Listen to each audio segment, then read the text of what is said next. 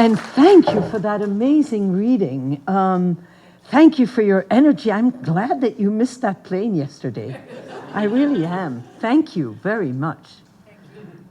I thank you, Marcia. I thank you, Phil. I thank you both, Sean's.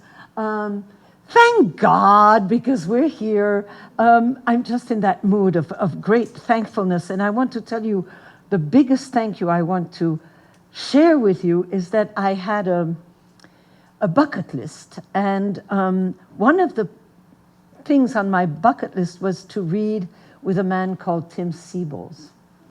And it's coming true tonight. So I'm not going to read a lot because I want to hear him. So, no, you shut up. Just to respond to the energy of our previous star, and how lucky are we to have Ada Limon as our national poet. Oh boy, does she do wonderful things for poetry. And she's an amazing personality and a big heart, you know. She's really lovely. And so to start, I'm going to boast about the fact that many of you were there maybe this morning at the presentation of Gunpowder Press. There's also the Anacapa Review that we kept talking about. I had a poem in the Anacapa Review, so I'm going to start with that. And thank you, Chris Yost and David, for everything you do also. So, walking home from the store, the dog won't even pull at the leash anymore. We're both tired from the uphill hike. The day runs out of light behind an old sycamore. From the neighbors' homes, the kitchen jingles come that I love, the symbols of silverware drawers opened and shut, the lids tap dance on a pan. Silhouettes shift against TV flickers. The dog and I are the only ones left in the street now. And it comes to me that we could be a perfect image in a Transtromer poem. An old widow with her black dog in a dusk, dark street.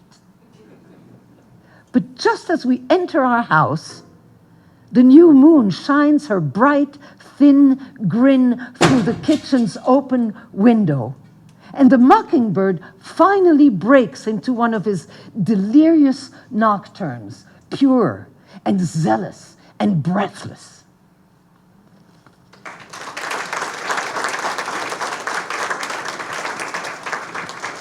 I love mockingbirds.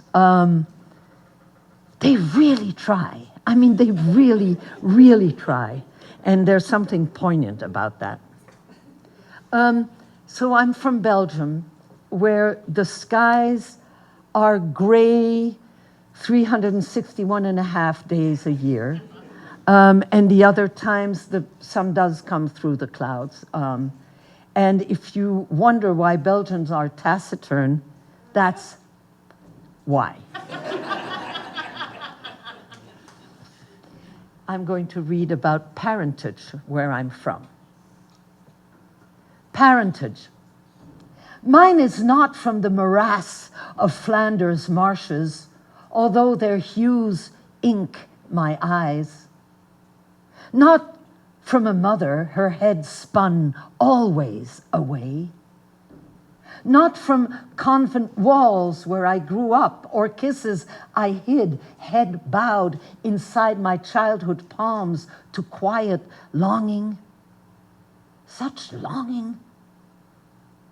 But from a Flemish farmer once, who held my face in both hands to kiss my brow for no more than a second. It was that brief, but with such will and tenderness that I can now lift my head far back to read the clouds. I'm from the ocean's melancholy, dragging its anchors back and forth, never quiet, never still, its waves so restless they cannot mirror the moon. From those tides, those Ebbings. And from 2 wedding bangs on my finger, from them too, and from every book I ever held, my shelved provenance, language, womb, and sail.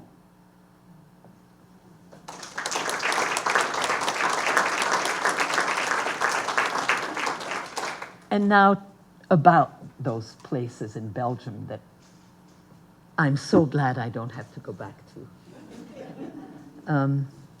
The schorren, the schorren is a Flemish word for those places where salt water and sweet water mix at the estuary of big des fleuves, rivers, right? And but there are tides of the sea and then the waters of the river, and where they mix there are big, big marshes, and they empty and fill with the tides. And I don't think I need to tell you much more. Bitterns are a fowl, a sea fowl. I think that's all you need to know. Ode to the schorren. And their skin-thin silt, the shelled river ground down from rocks, slopes, and swamps, that rainy day gray mud, a satin muck that slips through your fingers and escapes toward the insatiable North Sea. Neptune was born there, a farmer told me, in that estuary where the sky is so low you can sip it from your lips. No horizon, no farm, not a field or path, only unbound marshes moored under the constant giggle of cloud-ghosting gulls. It's this sludge, marsh-soaked, that the winds whistle to and wrinkle, braiding pickleweed and widgeon grass, and where cat-sized muskrats shriek and pull bitterns down into the sludge by the feet. Everything there is sopped with everything.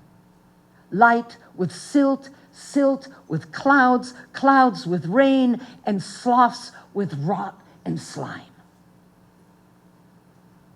But in the spring, when griseous clouds swell high in the air and sun shafts dive sudden and brilliant deep into the gullies' throats, if you wait long enough, right there, out of the vaguely swaying sedge, you'll hear it, the soar of the marsh warbler's song.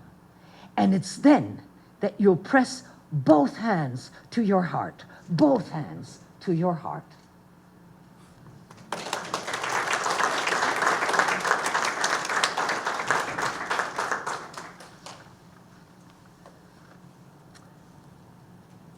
This is for you who read the poem about the old ladies and death. Yes. I'm an old lady. Okay. You say so. Late afternoon stroll on the cliffs. Oh, you must know that in my mother language. I didn't have a mother, so I keep forgetting that word. In my mother language, death is la muerte, la mort in French, which has a gender. And in America, things don't have gender, right? But forgive me, because here I'm going to give death a gender, and it's going to be a she, la mort. Like in Spanish, la muerte. Late afternoon stroll on the cliffs. As usual, death sweetly slips her arm in mine, and we take a deep breath from the eucalyptus breeze. We both worked honestly at our jobs today. All day, death destroyed traffic with wailing ambulances, while I killed hours and lines on 8.5 by 11 pages. But we're fast friends by now. Death much older, of course, but there's no hierarchy between us, and we're both taking a break from it all, glad to watch waves collapse on rocks and pelicans dive bomb fish. I try to be sensitive to death's guilt, that whole pandemic disaster that she can no longer control. She'll soon betray me, too, like she will you, I know. But today the gulls are silver angels, etching great cursive blessings in a perfect sky. So Death and I make believe we believe that and amble on.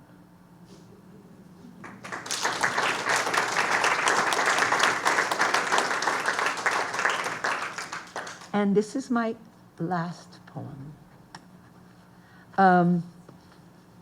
Because I want to hear my friend Tim Seibles read as long as possible.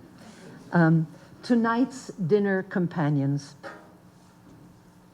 As dinner simmers on the stove, I set a place at the table for you, thin, dog-eared book I never tire of dog-earing again. And you, wind whir, coming in to flutter the book's pages too. And you, photo of a stout Flemish farmer brandishing 7 dead muskrats. And you, memory of a Brussels attic, my hand over my first lover's hand on my heart, weighing. And you, good friend, gone, whose lines I often say aloud against the ocean's incessant hush, hush. And you, my love's baseball cap, the one he kept losing and that is now on a shelf, never to be lost again. And you, reader, to whom I've been writing most of my life, here, this place is for you. Thank you.